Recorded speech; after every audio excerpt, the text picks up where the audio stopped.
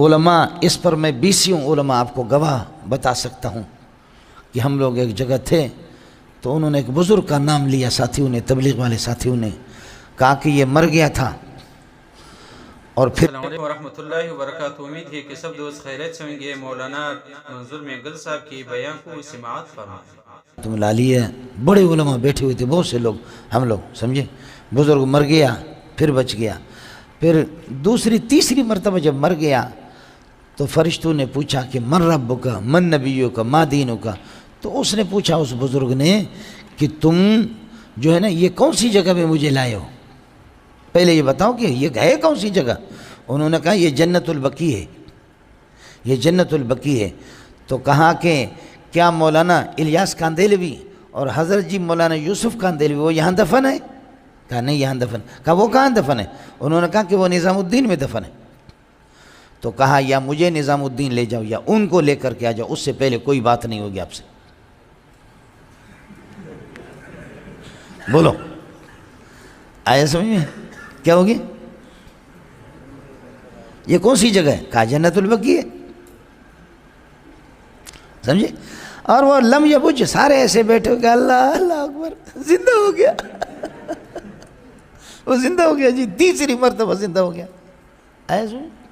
اب ایک آدمی کی اگر بات ہوتی نا، اب وہاں 20 لوگ بیٹھے، ایک عرب اٹھا اور اس نے کہا کہ فَإِنِ اسْتَطَعْتُمْ أَن تَجْتَمِعُوا فَاجْتَمِعُوا وَإِلَّا فَأَخْبِرُونَا فَوَاللَّهِ لَا نُحِبُّ أَن نَرَى وُجُوهَكُمْ إِلَى يَوْمِ الْقِيَامَةِ، تمہارے چہرے کو قیامت تک نہیں دیکھیں گے۔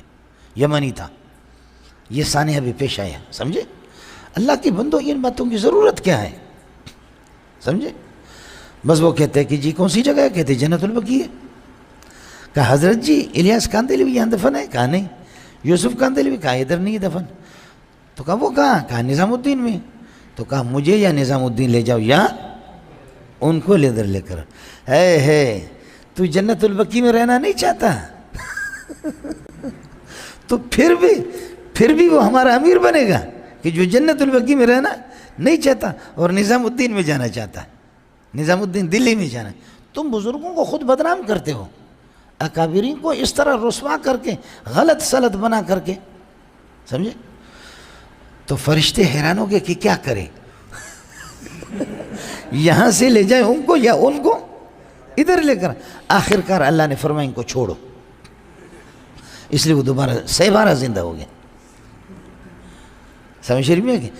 اور پھر آخر یہ بھی فرماتے ہیں کہ یہ باتیں کرنے کی نہیں ہے، یہ باتیں کرنے کی، چھپانے کی۔ حضرت نے ہمیں بہت منع کیا تاکہ سانپ بھی مرے ڈنڈا بھی بچے، حضرت کے اخلاص پر کوئی فرق نہ آ جائے۔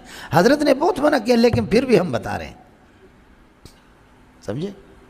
اور بخاری میں اس طرح ہے کہ ایک صحابی وہ زندہ ہو گیا، میں نے ان کے 1-2 کو پکڑا جب بات ختم ہوگی، میں نے کہا ہم پاپڑے نہیں بیچتے ہیں، سمجھے بھی، پاپڑے نہیں بیچتے ہیں، بخاری ہم پڑھاتے ہیں، تم بتاؤ بخاری کے کس جگہ پر کہ مردہ زندہ ہو گیا؟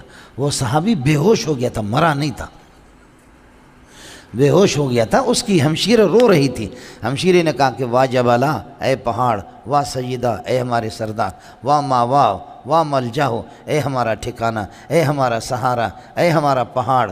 تو فرشتے نے کہا کیا